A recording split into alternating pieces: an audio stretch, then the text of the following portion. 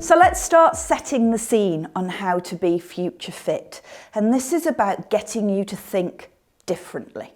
What I'm going to do is introduce the changing face of hospitality. If you're sat there watching this, perhaps you were working in the mid-1990s. If you were working in the mid-1990s, you will remember it was relatively easy.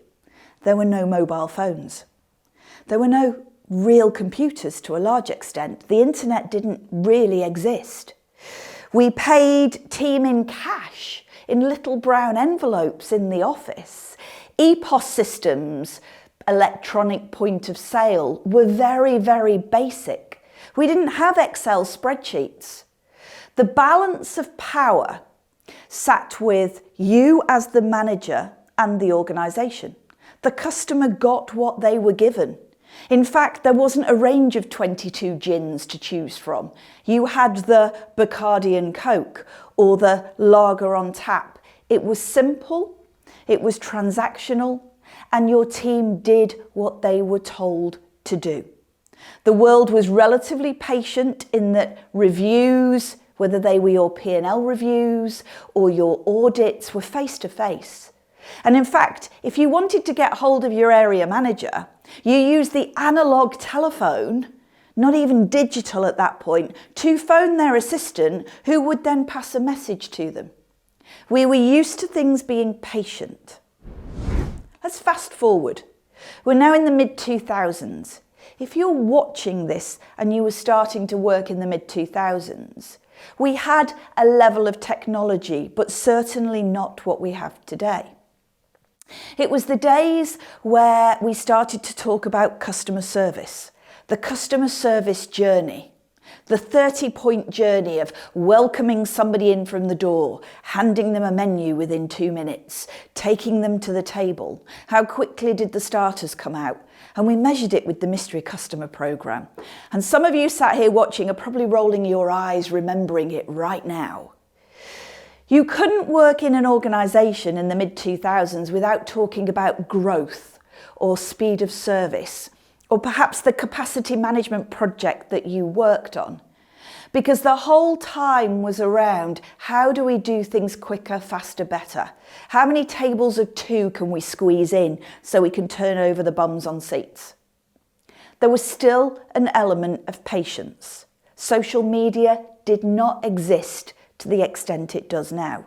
We had email, we had mobile phone, we had an element of data, but the balance of power still sat with the manager and the organisation. Your team still did what they were told to do, to a large extent. Let's fast forward now. 2023, where we are surrounded by a world of social media, where your customers will take to TripAdvisor or TikTok or Instagram with pictures of their food if they're not happy with the slightest thing. In 2023, the balance of power has shifted. This is about being future fit. This is evolution brought on not by the pandemic, not by Brexit, but by technology.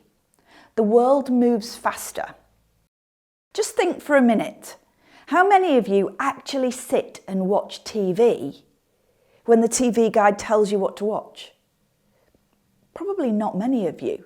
Most of you will watch Disney Channel streamed or Netflix or Amazon Prime. You watch TV when you want to watch it, not when somebody tells you to.